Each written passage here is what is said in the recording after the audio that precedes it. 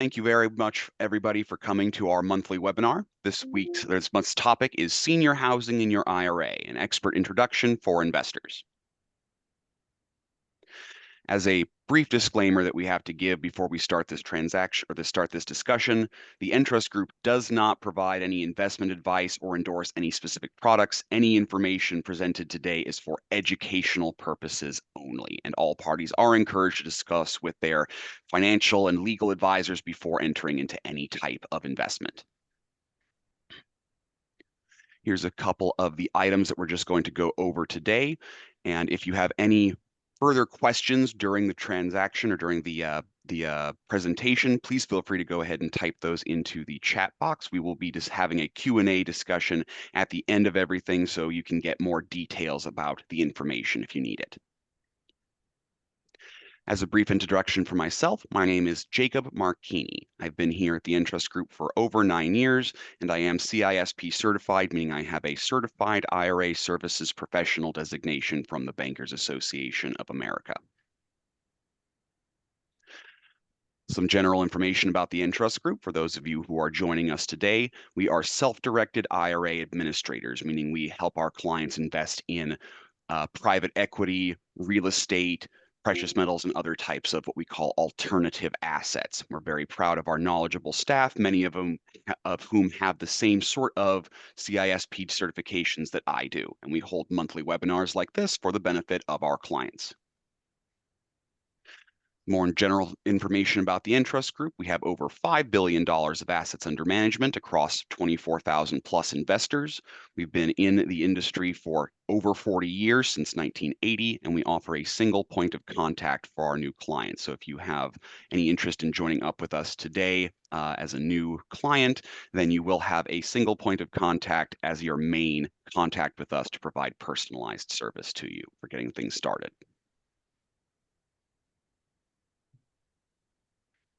All right, and without further ado, I'm going to turn things over to our presenters today, Mr. Jim Flint and Vern Harris. Well, thank everybody for joining today, and we look forward to hopefully adding some information so you understand further about investing in the senior housing market. Brief introduction, I've been in the real estate business for 40 years. I formed partnerships on a variety of properties, mobile home parks, self-storage facilities, and more recently, in the last 10 years, 10 or 15 years, we've been doing partnerships on assisted living properties. The reason I wanted to have my investors look at and invest in senior housing is pretty simple. The demographics favor this segment of the population growing at a faster rate than any other segment of the population. So having real estate that fits those needs for those future clients and residents is what we're interested in. Vern, would you like to say a few words? Sure. Hi, everyone. I'm Vern Harris with the Better Way Realty and ABW Senior Investments. I've been a business owner for over 35 years and have been involved in the assisted living space now for over 10 years. I am a certified senior housing investment professional and also a certified business intermediary. And I started an association about 8 years ago called the Denver Association of Assisted Living Residences. We've got probably 1,200 members in our total meetup group. And I've been with ABW since 2018. Okay, and we can go on to the next slide. So the important part here is you want to buy real estate that's in demand now and likely to be in demand in the future. And the 80 plus population segment is predicted to grow at a 4.6% annual growth rate. Overall, they're at about 87% occupancy on all the assisted living properties across the nation. And there's 43,000 people for annual need. Go to the next slide.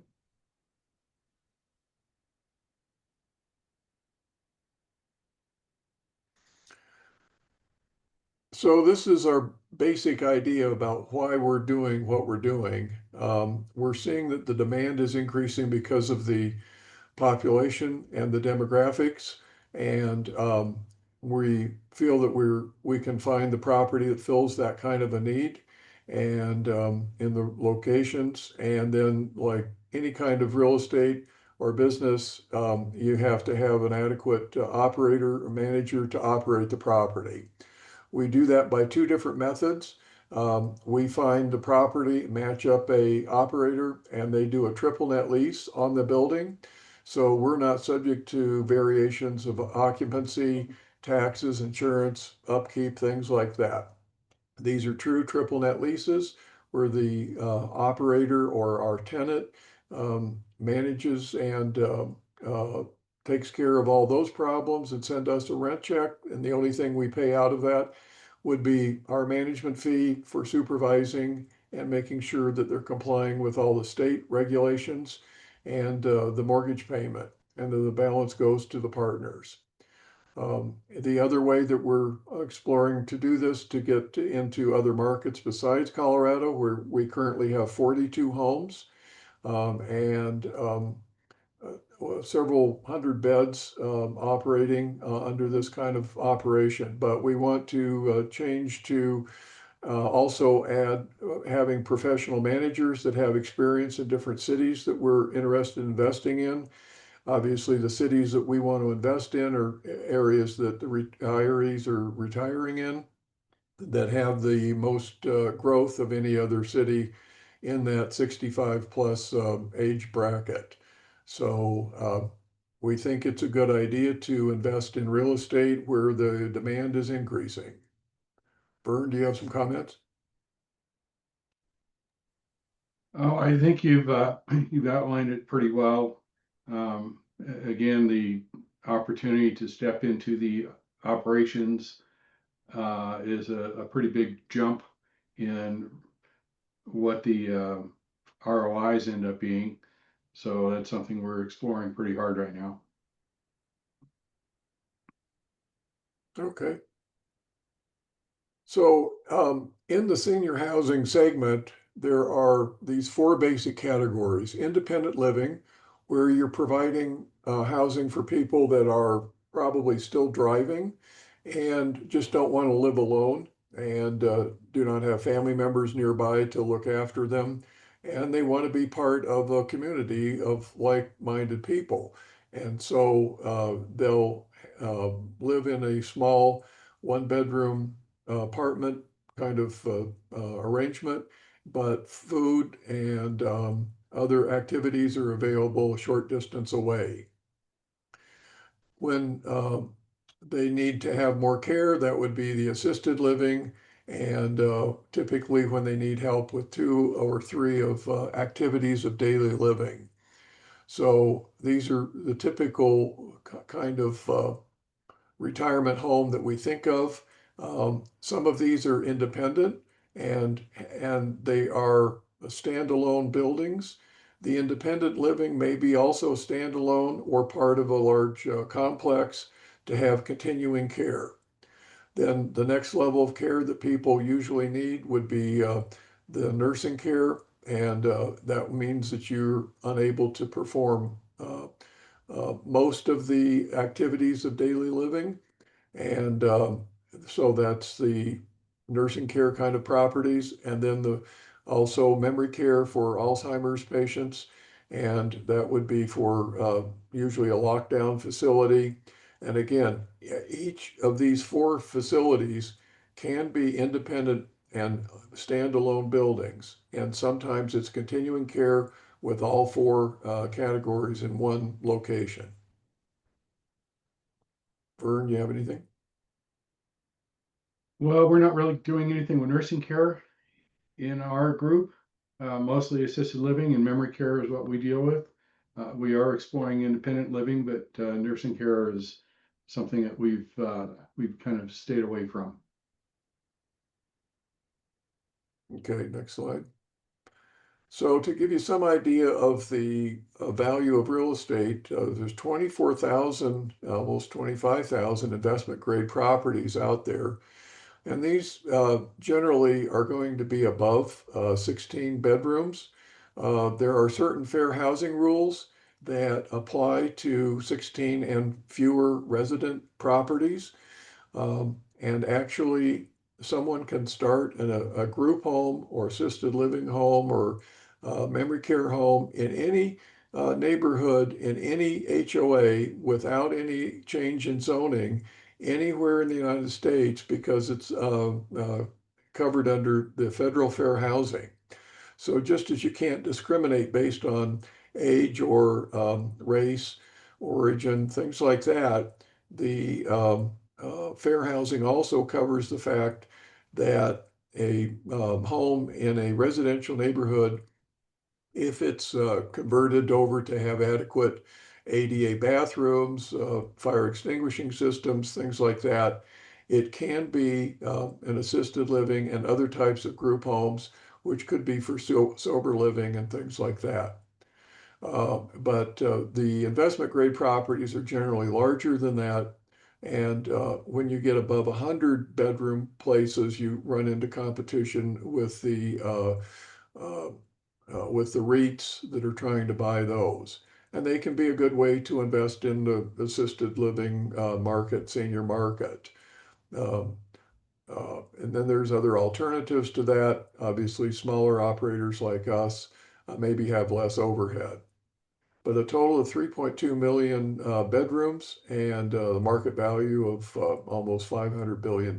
So 72% of them are owned by private for-profit entities. 9% are owned by the REITs and 2.8 are owned by publicly traded properties. And about 15% are operated by nonprofit entities. So now these fall under categories of Medicaid assisted or payment homes and also private pay, both of those categories. We found that investing in either of those can be profitable. Again, it depends on the operator. So, Vern, okay. So this is the real reason we think that assisted living and senior living housing is the wave of the future of where to put your money. You can see the growth rate of the people 80 and over. This does assume a certain amount of fatalities in here. And we got this information from a company called NIC. They specialize in getting information on uh, the senior housing operators in most of the major cities and then keep track of it in terms of the uh, occupancy, wages, rent increases, and things like that. So it's an excellent source of information. So, Vern, would you like to say a few things? Yeah, we used to say 10,000 people a day turn 65 years old, but that's gone up. It's closer to 15,000 people a day turn 65, and 4,000 people a day turn 85. That's every single day. So those are pretty exciting numbers from our perspective.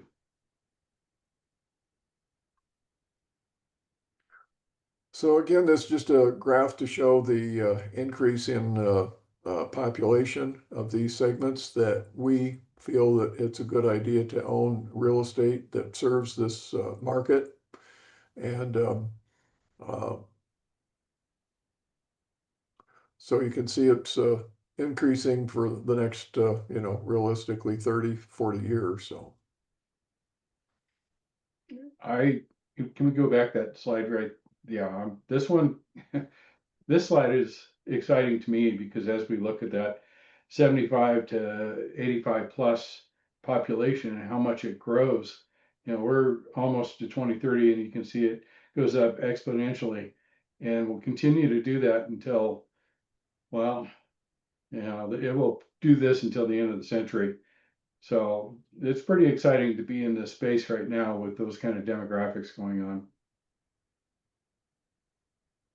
Thank you.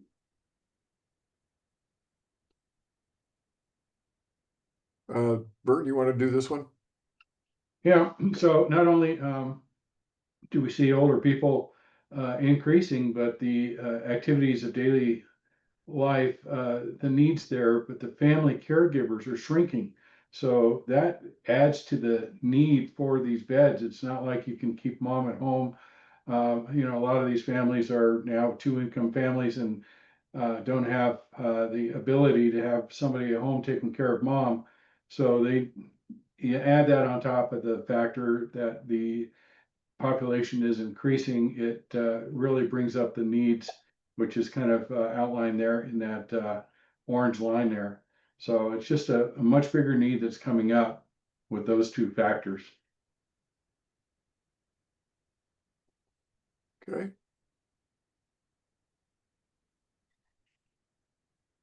Now, this was an interesting slide here. During the pandemic, occupancy dropped for a lot of reasons, not economic, but generally through people were concerned about taking their parents to an assisted living property. And in Colorado, they passed certain laws that made it difficult to have new people move in. So it was a 1 year kind of blip in the thing, but then since then, the absorption's been very good. Vern, you have any? Oh, just the last 3 years, the occupancy rate is coming back to not only where it was before, but even increasing over what we had historically. And another interesting thing on that slide is you can see the inventory is going down. We have another slide in this deck that talks about the inventory, and that's a pretty exciting slide to me to have discussion about.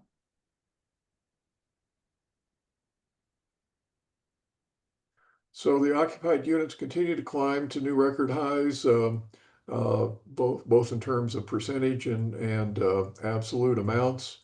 And so it makes sense to be in that part of the market that's serving the increasing demand area. So next unit, next slide. Vern, you want to do this one? Yeah, so this, sorry. So we've got the growth rate, and again, the inventory number is probably the biggest thing. You can see the inventory and how it was. That's the dark blue columns there, and the inventory rate, they kind of stopped building right after COVID, and it costs a lot to build new units these days. So it's really slowed down a lot. But with that said, the need is increasing. So we're going to see not only the increased need, but decreased supply. And that's going to have a pretty big effect on the rates moving forward and the value of these properties moving forward, because it is all supply and demand. So, those two combinations put together have made us really bullish in this space. Next slide. Okay. Yeah. So this shows the units under construction and as a percent of the inventory. And the important thing here is the construction is going down because the construction costs went up so much, and rents basically haven't increased to the point to where it makes it economically feasible. Um, we feel it's a wise idea in your real estate investing in any category, no matter what it is, to try to buy an occupied property below replacement cost. And it is possible, although it does take a lot of searching to do that in the senior market. But by buying the properties below replacement cost and having them occupied, that's a pretty simple idea in the real estate investing. So, and it is still possible here, but I think then we're going to see a increasing demand, which will put pressure on rents to go up to support new housing units.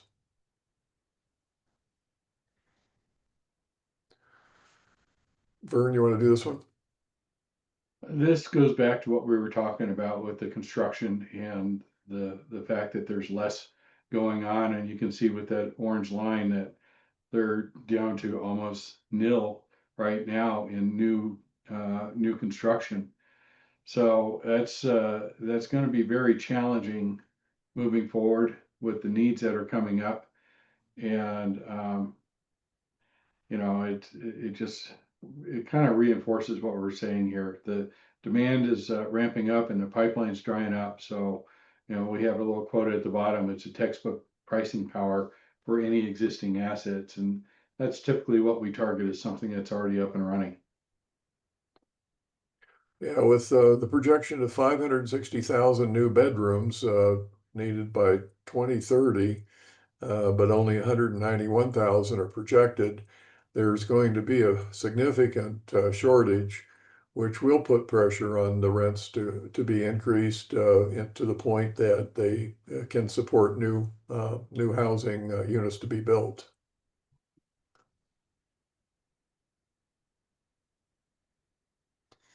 This So is something that excites me. yeah, go ahead, Vern. Okay, so if you look in the middle there, you're going to see a solid blue bar.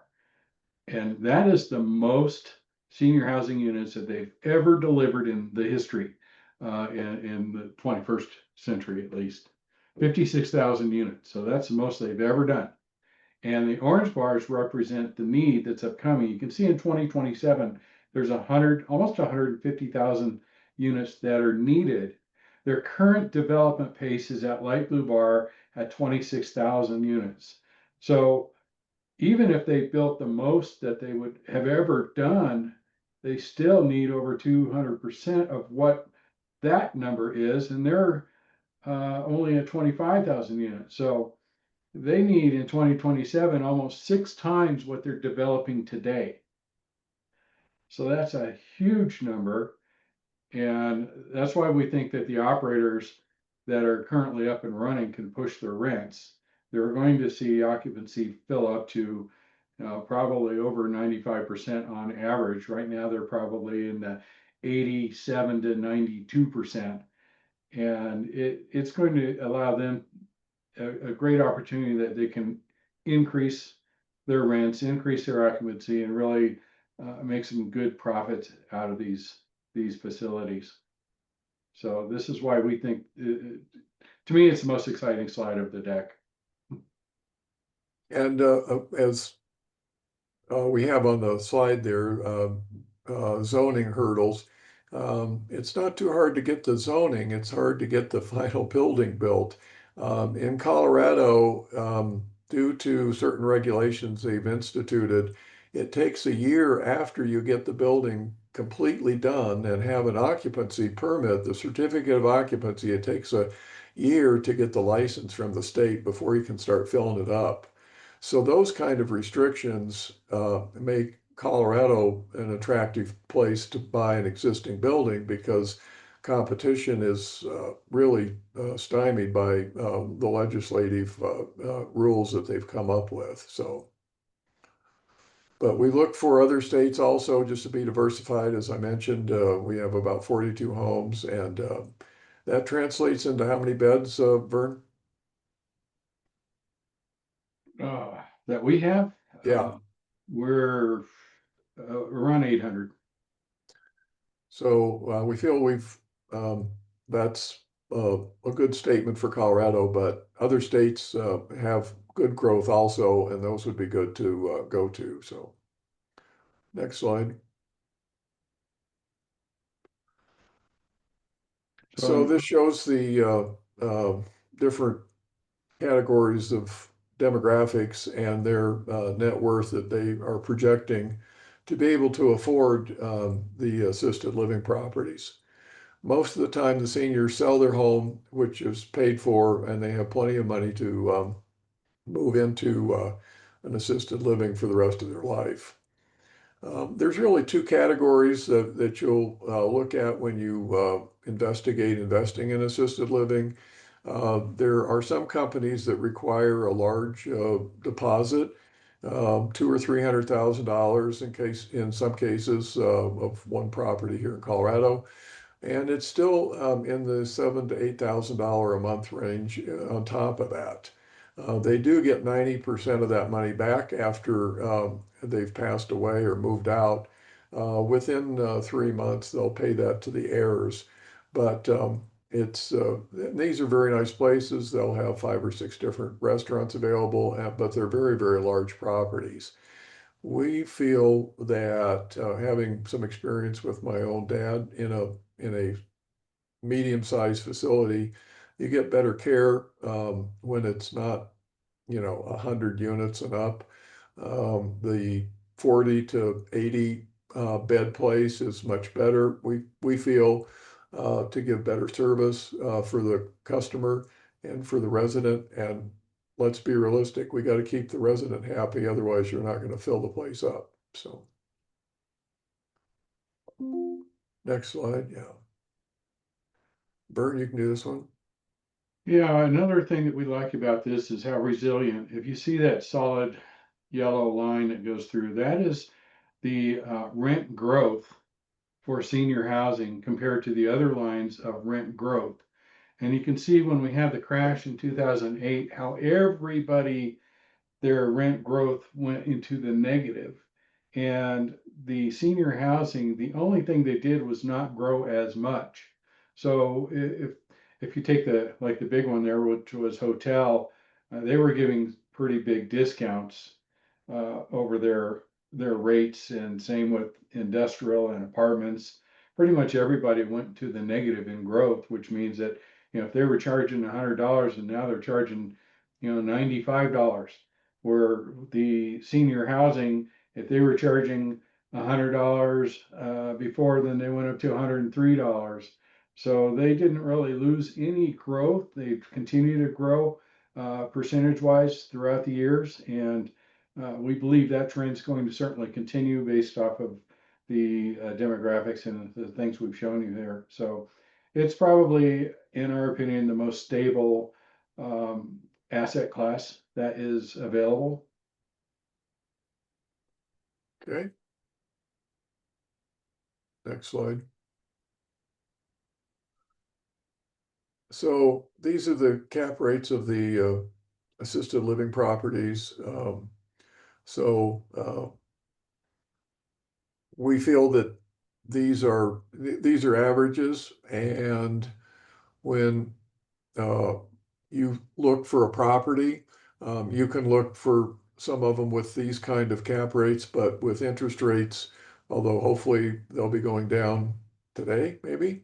But in the recent past, we were around 7% for the loans. And it's hard to make any money with a 7% loan, 25-year amortization, if your cap rate's 8.3.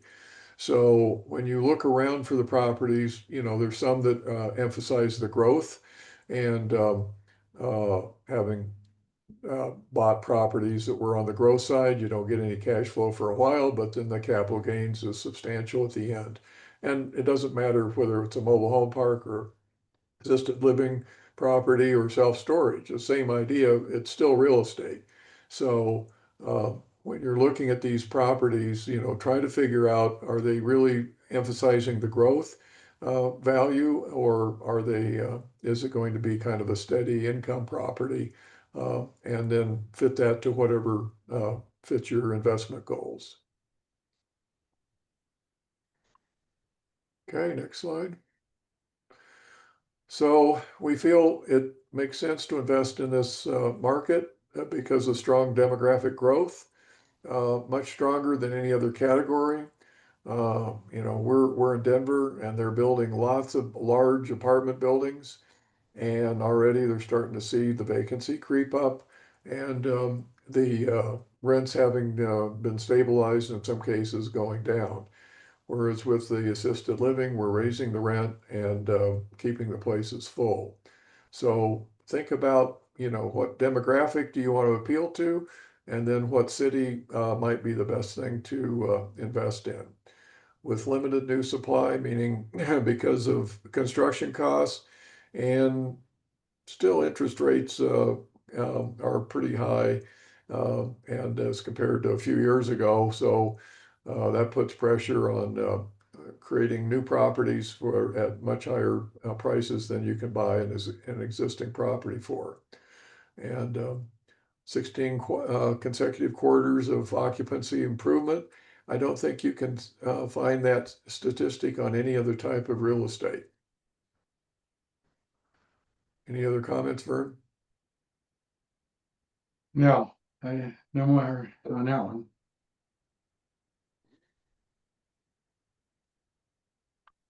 So we feel that the senior housing industry is both positioned for sustained growth and performance, driven by demographic improvements and favorable supply and demand dynamics. So I hope you found this educational. And if you would like more information from us on any type of senior living, we have this available. You can scan that and we can get in touch with you to talk about any individual questions that you may have. And we look forward to adding to your information so you can make a wise investment with your IRA funds and help that money grow. All right, gentlemen, thank you very much for that presentation, for that information. I think it's about time we can start the Q&A section. Okay. But it looks like we have a little bit more information about just opening up an account with us here at the Entrust Group first off. So yeah, just as the slide says, if you'd like to get started with opening an account, first thing is to fill out an application to open up the account, put money into it, and then direct the custodian, which is the Entrust Group, to purchase the investment, all of which is paperwork that we will, of course, be able to assist you with if you have any questions about that. So now that the presentation is finished and we have you're going to start the next the Q&A section, but we will be sending a replay and additional resources. We'll have a follow-up email, and you can register for October's webinar next month. And here's our social medias and our website information for additional information.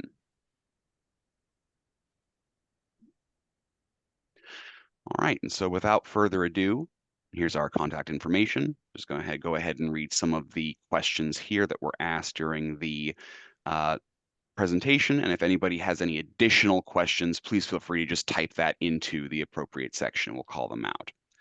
So this looks like this is for Andrew. Will this slide deck be available to attendees after today's presentation? Yeah, looks like that person might have already left, but yes, this is going to be made available to everybody, and the replay of this presentation will also be on YouTube and will be available on our website as well. The next question, though, is what is the geographic distribution of demand across the U.S.? So Vern and Jim, do you guys have any insights on that? Well, we like to rely on the information that we get from the NIC organization.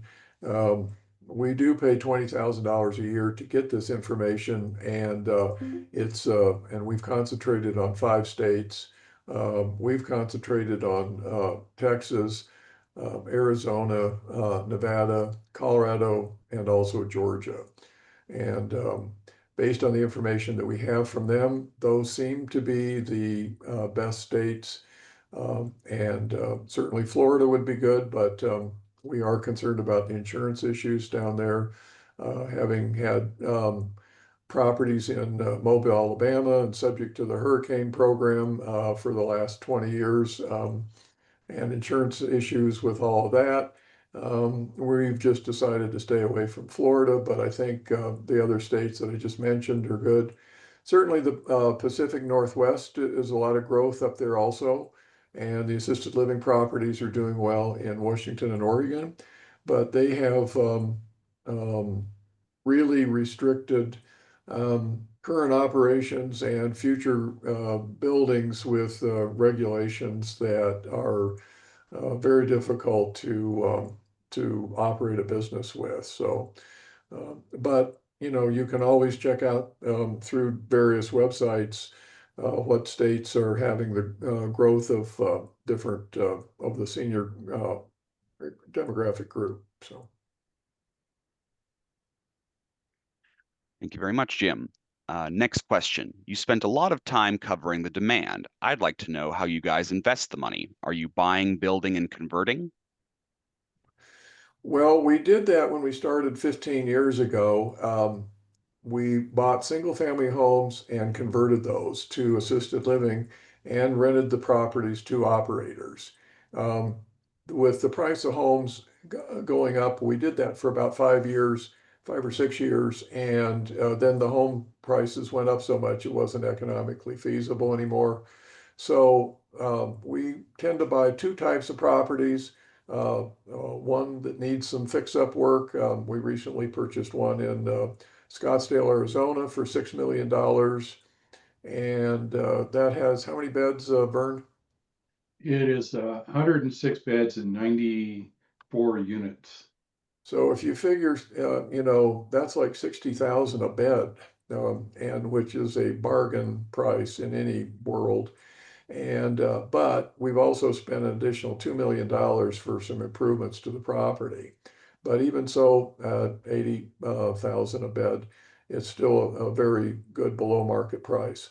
Now, on the other hand, we have purchased properties for up to 150,000 a bed, but we do feel that because they're fully occupied, the condition of the property and the fact that these buildings are replacement cost of the buildings are in the 180 to 220,000, we feel it's still a good real estate investment.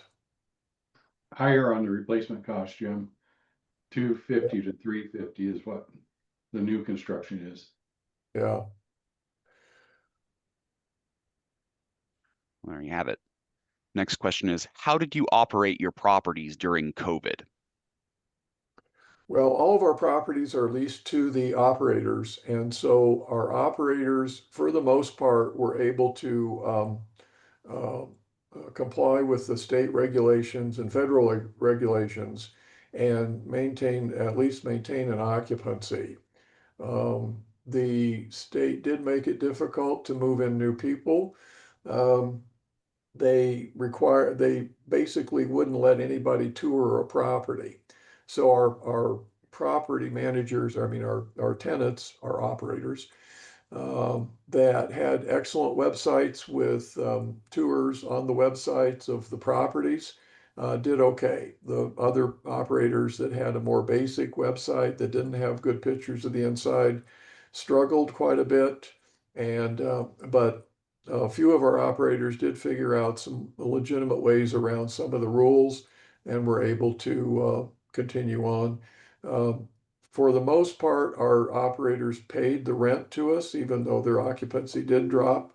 We did have one operator that had four properties, and she ran into not only those problems, but some significant health problems, and did shortly after all that pass away.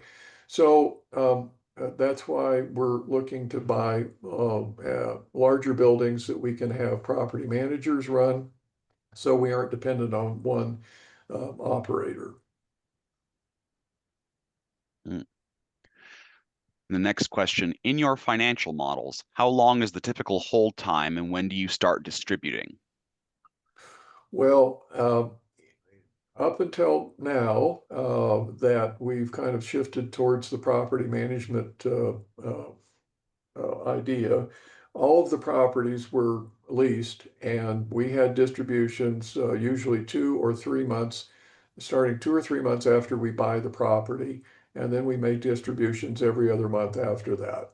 The operators have an option to buy the property from us after 3 years, and we have them sign a 10-year lease, but they can buy it from us after 3 years.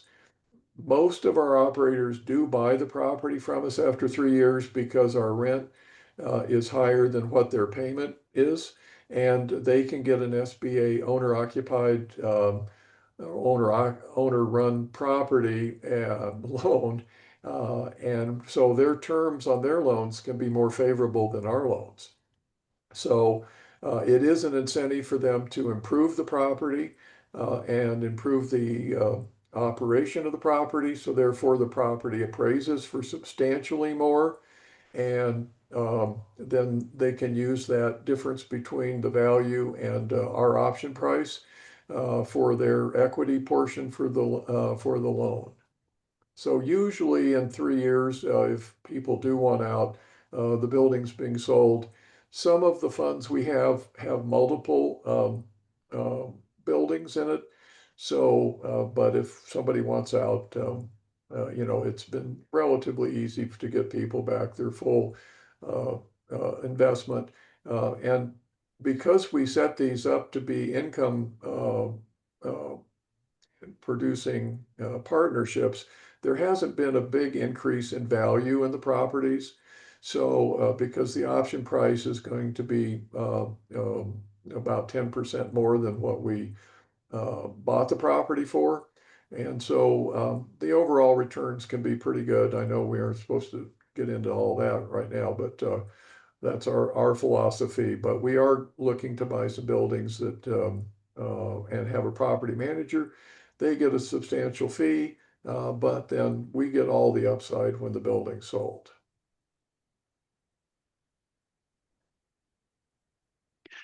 Excellent. Another simple question. Are funds deposited to your group insured? No. They are not. Well, there we have it. Next question is, what is the return they expect? Can you give any sort of sort of information about that? Okay. Well, when we buy the building and do the triple net lease, we set it up to be somewhere in that 9 to 10% cash flow range. And so that's what we shoot for. Uh, in the past, we have had some operators run into other problems, especially if they were a Medicaid building, and they didn't operate the buildings properly, and so in some cases we've had cash flow as low as 6% for a period of time until we replace that operator and get things back on track. But we have several operators that are running several buildings under Medicaid, and they're able to pay the rent that we anticipated that's on the lease, and they're able to give the partners a 10% return. So. Hmm. Here's a logistical question. What are the dollar amounts you're looking for investors to put towards your projects? Is there a minimum? Yeah, usually it's 25,000, and on most of them, we do have a couple right now that it's a larger property, so we're requiring a minimum of 50,000. Minimum of 50. Yeah, so between 25 to 50. So Mhm. So we have next question is assisted living locations might have inadequate nurse or other caregiver staff. Is this a concern for your locations? yes, it certainly is. Obviously, you have to have the staff to be able to work it right. And in the cities that we're in, they're big enough cities that there are adequate population to draw from to get the staffing that is needed. So we look at lots of properties that are in towns of less than, say, 25, 30,000 people, and we don't pursue those at all because we know it's just too small of an economic base to draw the staff from, and then too small of a group to draw from for the residents. So we stick with towns that are at least 100,000, but I think right now most of ours are in the 500,000 and up range. Mm. Next question. What is the average bed size for your homes? Um, Well, we have quite a few left over from our early years that are in the 16 bed range.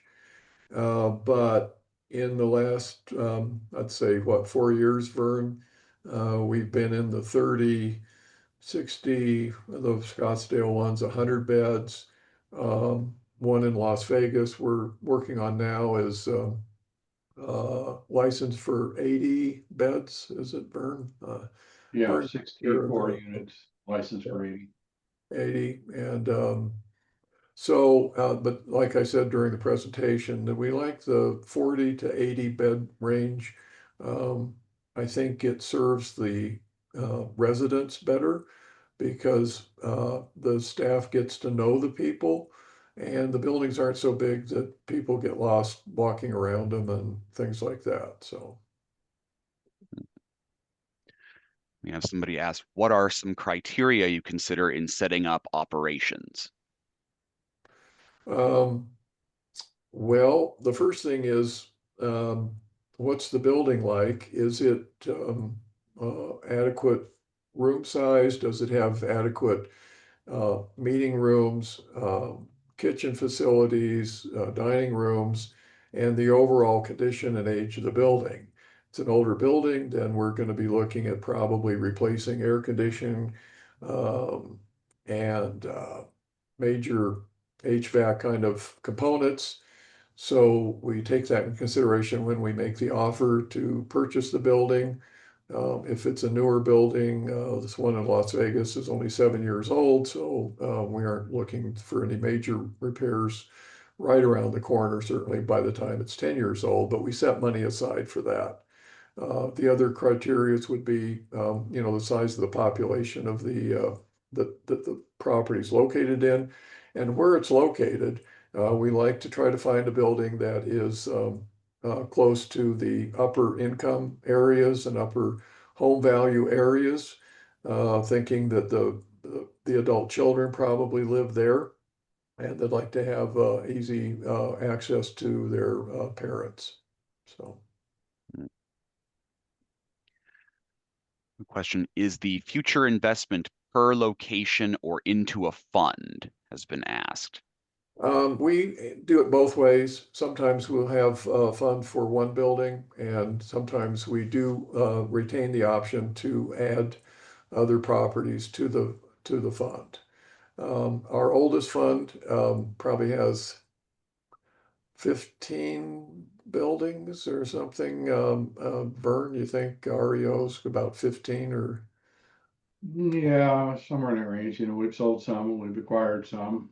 Yeah, so our operators buy these after 3 years and they want another building. So we use the money from the sale of that building to that operator to buy another building for that same operator. He's got a track record with us. The banks are happy with him. And sometimes we change areas, but generally we stayed in the same area that they were currently in. But so that's kind of our formula. Being a small operator like this, we have annual meetings, and although we do appreciate our partners very much, we do take them to a Rockies game. So, it's hard to say you appreciate somebody having them go to a Rockies game lately, but Hmm. Mhm. that's our idea. And then we do have annual meetings, and so. But I've got investors.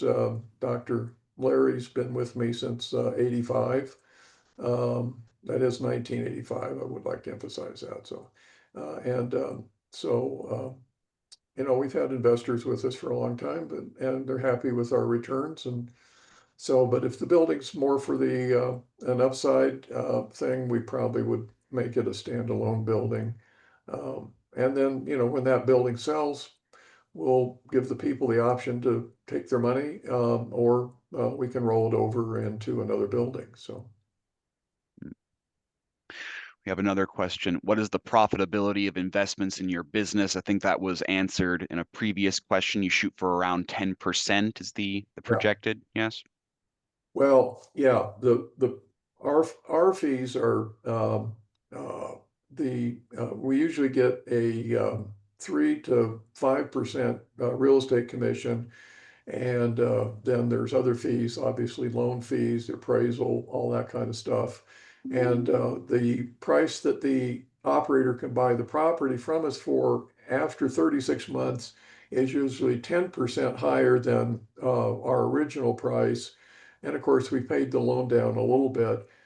So that way, the overall return we shoot for is a 12 to 14 internal rate of return. If they take longer, which some of them do, the price goes up every year and to help cover all those costs and give us a little bit better return. Somebody asks, how do you find operators, and are there an abundance of people that want to be operators? Let me answer the last one first. Yes, there are an abundance, and most of them are not qualified. So it is hard to find them. Usually, we find a building that's running well, and we'll contact that executive director and we will say, do you know if that owner wants to buy another building? And they may or may not. But then we bring up the idea at that point, have you ever thought of having your own building? And when we explain the program that without too much money out of their pocket, and in some cases, no money, we turn the building over to them as long as they've got some working capital. We turn the building over to them, and within a few years, they can become a millionaire. Our best example is Mitch and Jennifer started with us 9 years ago. They had 2 buildings. Today, they have 24 buildings, 550 beds, and 450 employees. All the buildings that they've acquired and operate today were through our program. So we try to help um, people that otherwise could not ever own a building on their own to own a building. And we also want to make sure that the residents are taken care of. So we feel it's a win-win kind of thing to help operators that are qualified and putting up with the state, the adult children, the staffing issues, the ordering the food, and taking on all of that responsibility and giving them a chance to literally become a millionaire. The property we bought in uh, Scottsdale about a year ago for Mitch and Jennifer. We bought for 6 million. We spent 2 million on it, so their option price is like 8.5, 9 million. But it appraised for $13 million when it was fully stabilized and some of these repairs were done. So they stand to make, $3 or $4 million off of that one building due to our program, and we're thrilled. They make their rent payments on time, and they deserve the reward for that hard work. Mm.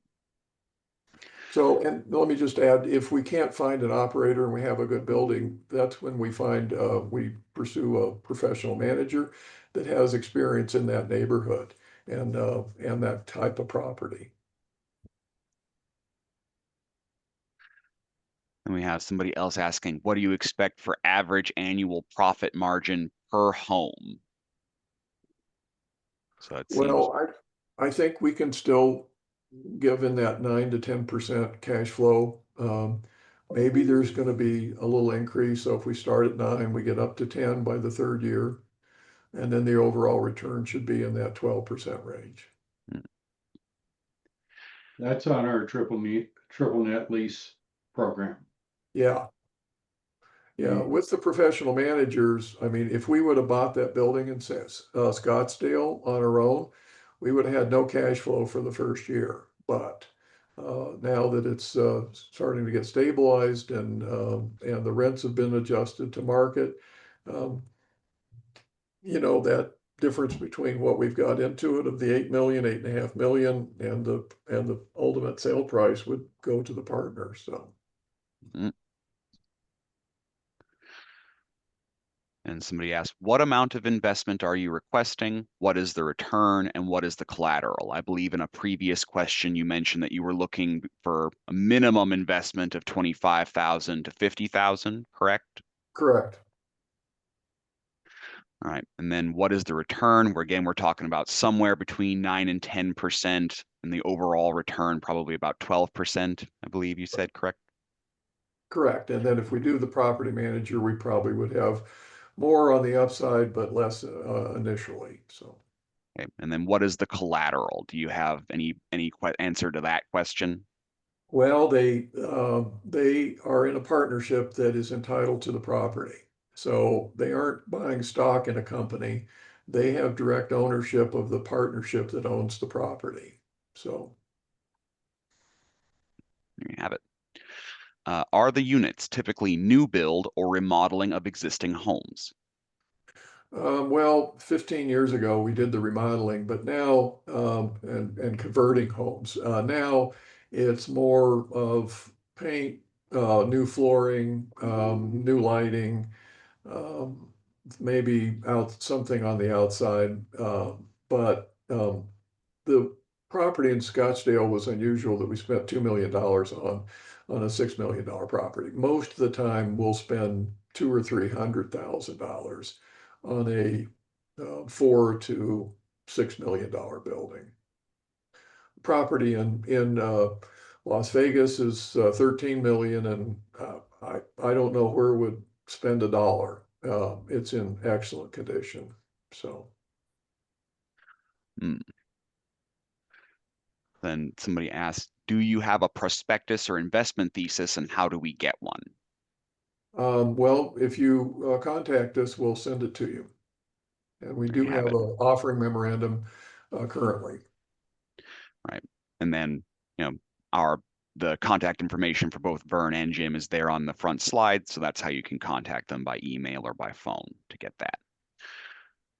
All right, and here's an interesting one. Are there any tax advantages to this type of real estate investment other than those already provided by the IRA construct as compared to other types of investments such as oil and gas, intangible drilling cost write-downs?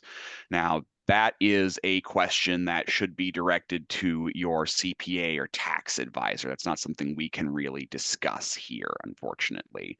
But yeah, the main tax advantage of investing through an IRA is depending on the type of IRA you have, whether traditional as tax deferred investment value or Roth as post-tax investment value, tax free on the income you receive on the income from the investment, as long as you satisfy the 5-year rule and other minimum requirements for Roth IRAs. But for the other sort of intangibles, like the sort of depreciation of the investment that sometimes happens in oil and gas investments, that is a question for you to take to a CPA or tax advisor for strategy questions like that.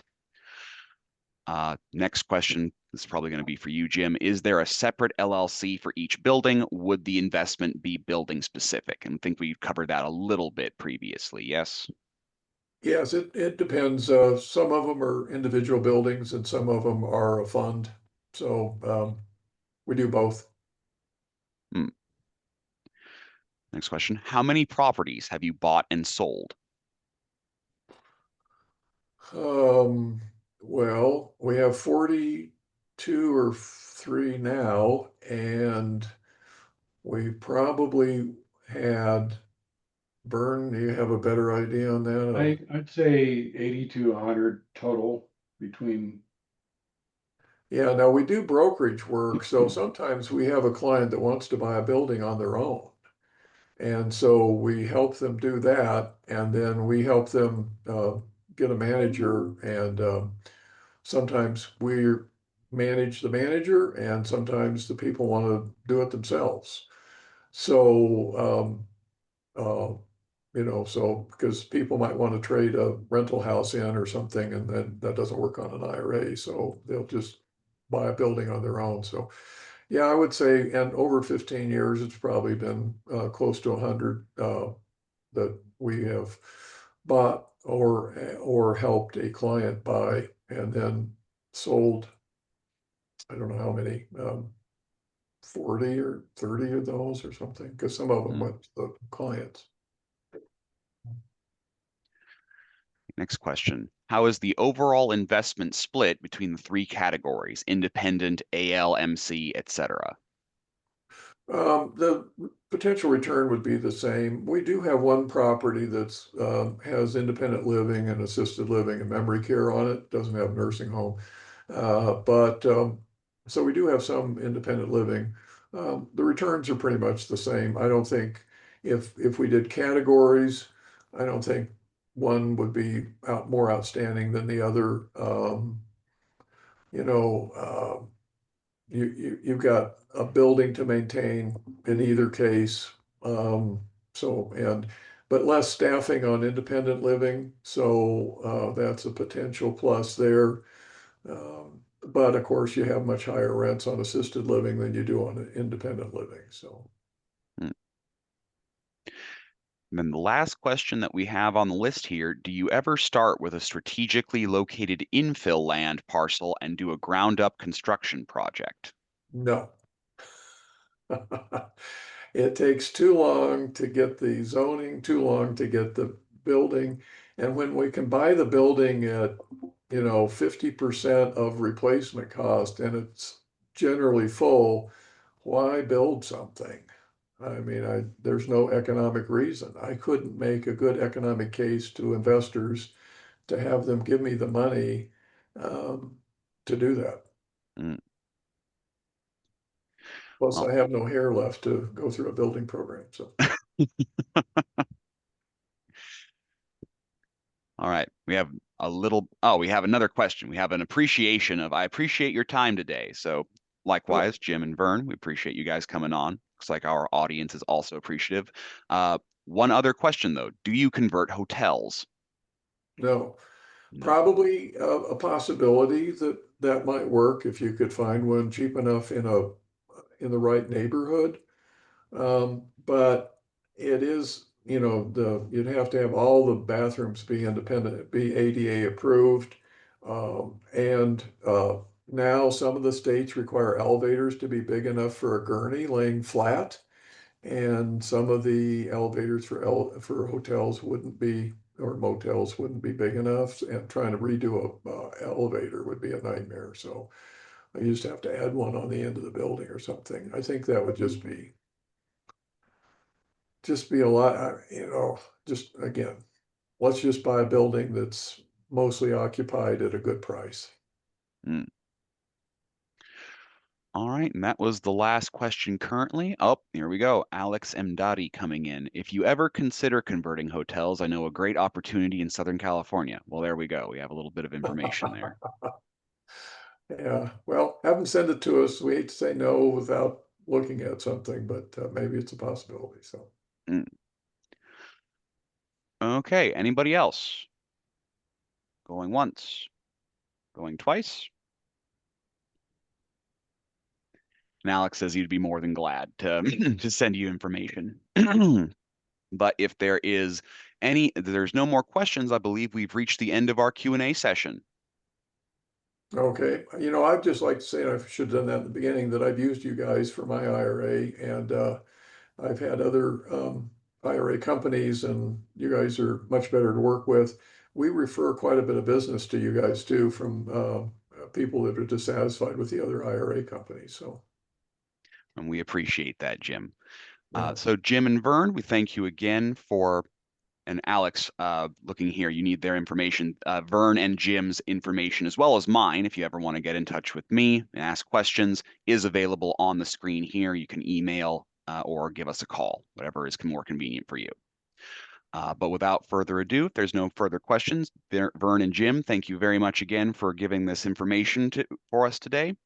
Thank And you, Jay. everybody, thank you for attending. thank you. Appreciate it.